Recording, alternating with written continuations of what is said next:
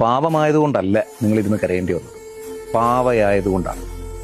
പ്രിയപ്പെട്ടവരെ, നമുക്ക് എപ്പോഴും പറ്റിപ്പോകുന്ന ഒരു അബദ്ധമാണ്. നമ്മളൊക്കെ പാവങ്ങളാണ്, എല്ലാ മനുഷ്യരും. ഒരു പൊതുബോധത്തിന്റെ കൂടെ സഞ്ചരിച്ചാൽ 99% പേരും പാവങ്ങളാണ്.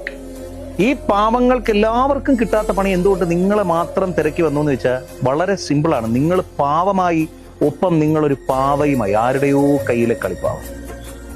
ആ ആളുടെ ഇമോഷൻസിനനുസരിച്ച്, ആ ആളുടെ ആഗ്രഹങ്ങൾക്കനുസരിച്ച്, ആ ആളുടെ അടുത്തിടയ്ക്ക് എനിക്ക് മെസ്സേജ് അയച്ച ഒരാൾ പറയുന്നുണ്ടായിരുന്നേ, എന്റെ പാർട്ണറായിട്ട് ഒരാളുണ്ടായിരുന്നു, എന്നെ ചീറ്റ് ചെയ്തിട്ട് പോയി. കഴിഞ്ഞ 6 വർഷമായിട്ട് അയാളുടെ കറണ്ട് ബില്ല് അടയ്ക്കുന്ന ഞാനാണ്. നല്ല വരുമാനമുള്ളൊരു മനുഷ്യന്റെയാണ്.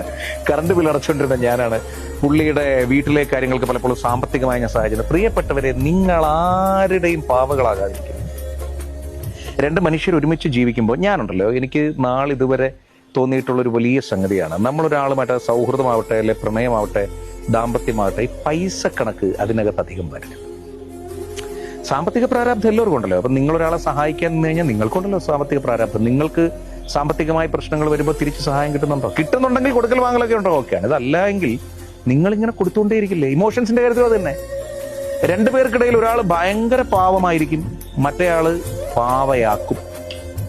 അയാളുടെ ഇംഗിതങ്ങൾക്ക്, അയാളുടെ യാത്രകൾക്ക്, അയാളുടെ കാര്യങ്ങൾക്ക്, അയാളുടെ സ്വപ്നങ്ങൾക്കൊക്കെയുള്ള ഒരു പാവയായി, അതല്ലെങ്കിൽ അയാൾ ഒരുപാട് തളരുമ്പോഴോ അയാൾക്ക് സമയമുള്ളപ്പോഴോ മാത്രം ഒരു പാവയായി ഉപയോഗിക്കാനുള്ള ഒരാളായിട്ട് നമ്മൾ മാറുകയല്ലേ. വരുന്നു, പിതുക്കി കളിക്കുന്നു, പി. എന്തിനാണ് നമ്മളൊരു ബന്ധം എന്ന് പറയുന്നത് മ്യൂച്വൽ റെസ്പെക്റ്റിൽ തന്നെ ആവണമെന്നുള്ളതാണ് എന്റെ അഭിപ്രായത്തിൽ. നിങ്ങളെ ചോദിച്ചാൽ ഞാൻ പറയും, നിങ്ങൾ വലിയ പാവമൊന്നും ആയില്ലെങ്കിലും കുഴപ്പമൊന്നുമില്ലെന്നേ. പാവമാകണം എന്ന് ഏതെങ്കിലും ഒരു നിയമത്തിൽ എഴുതി വെച്ചിട്ടുണ്ടോ? നിങ്ങൾ പാവമാകണം ഇന്ത്യൻ കോൺസ്റ്റിറ്റ്യൂഷനിൽ എഴുതി വെച്ചിട്ടുണ്ടോ? ഇല്ല. ഉണ്ടോ? നമ്മുടെ ജനാധിപത്യത്തിന്റെ നീതിന്യായ വ്യവസ്ഥയിൽ മനുഷ്യർ പാവമായിരിക്കണം എന്ന് എഴുതി വെച്ചിട്ടുണ്ടോ? ഇല്ല. നമ്മളത് സ്വയാർജിതമായി നമുക്ക് കിട്ടിയൊരു സാധനമാണ്, അല്ലെങ്കിൽ അമ്മ പറഞ്ഞു പഠിപ്പിച്ചാണ്.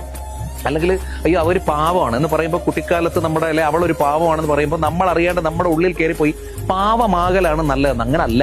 ഇപ്പോഴത്തെ കാലത്ത് ഈ സമൂഹത്തിൽ ജീവിക്കാൻ നിങ്ങൾ പാവമായ പറ്റില്ല. 5 പൈസയുടെ വില കിട്ടില്ലെന്നേ.